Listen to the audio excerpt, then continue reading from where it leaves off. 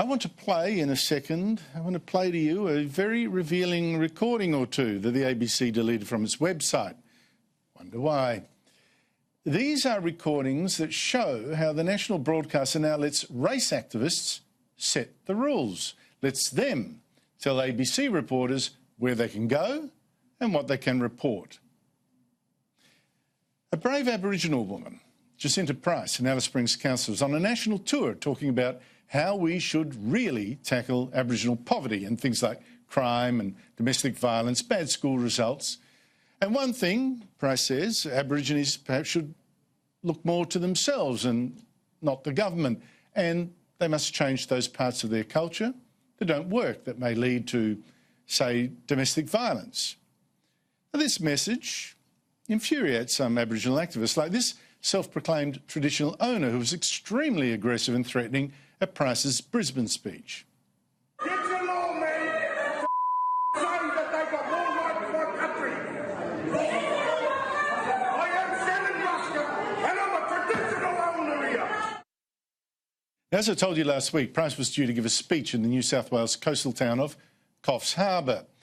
The Coffs Harbour City Council asked her to first get permission from the local Aboriginal groups before she could come and speak. Price refused, and rightly. I mean, no woman in Australia should have to ask anyone for permission to come to any Australian city and speak. But the Aboriginal groups of Coffs Harbour, well, they thought they did have that right to stop her, and they called for a ban on anyone going to Price's meeting. Now, you might think that is an outrageous presumption. But guess which organisation actually respected that ban, actually accepted the right of some Aboriginal activists to ban an Aboriginal woman from speaking in Coffs Harbour? Well, you got it. The ABC.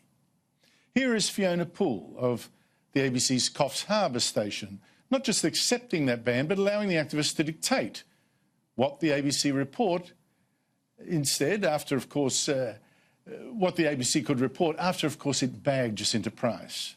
She's very divisive within the Aboriginal and Torres Strait Islander community. Our local Gumbaynggirr people asked, that we didn't go along to the talk last night, that instead we went to Gumbaynggirr language classes and invested our time in culture.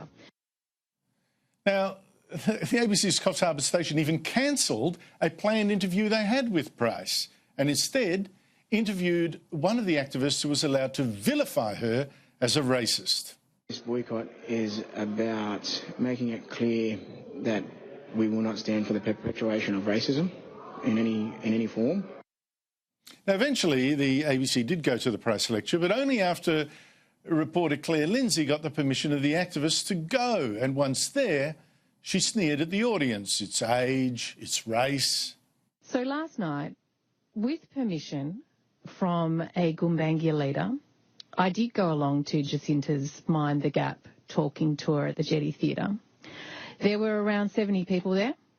They were mostly white, both genders, male and female, and I would say they were middle-aged, skewing to older.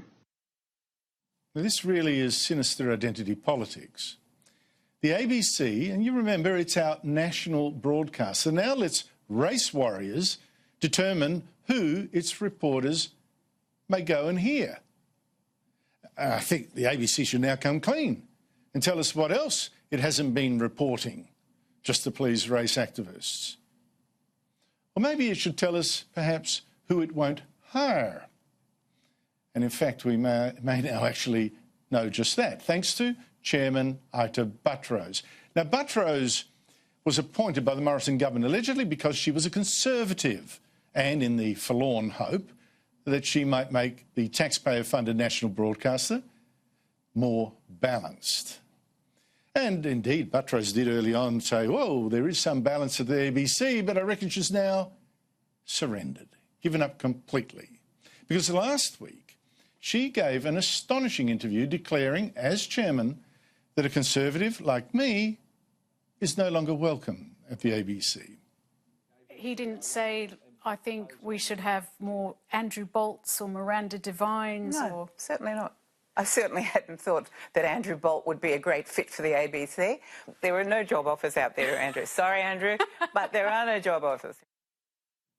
Well, I wasn't looking for a new job, Ita, but more seriously, this represents a very big change in the ABC.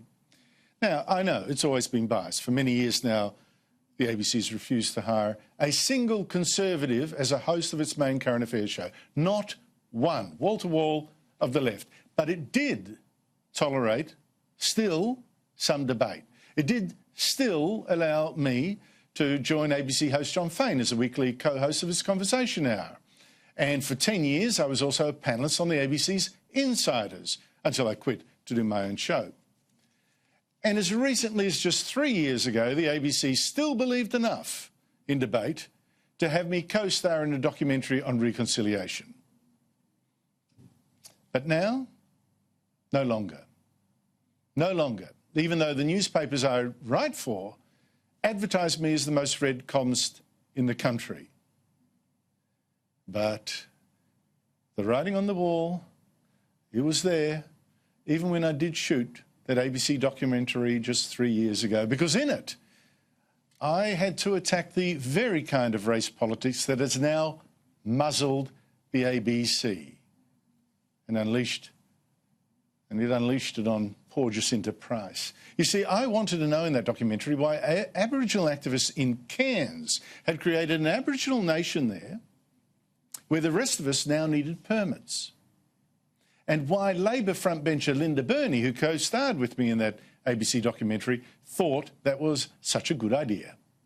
I consider you a fellow citizen, a fellow human being. I don't know why there needs to be some sort of legal separation between you and me where I need a pass just to come and talk to you. Well, it's a government. Fascinating exercise. Yeah, I do approve of it. I thought that kind of race-based thinking was laughable at the time. 3 years later, it's the race thinking that has now captured the ABC, that has now captured ABC journalists to the point where they let race activists determine where they may go and what they may report. You pay the ABC $1 billion a year. But that ABC is now in the hands of activists and utterly out of control.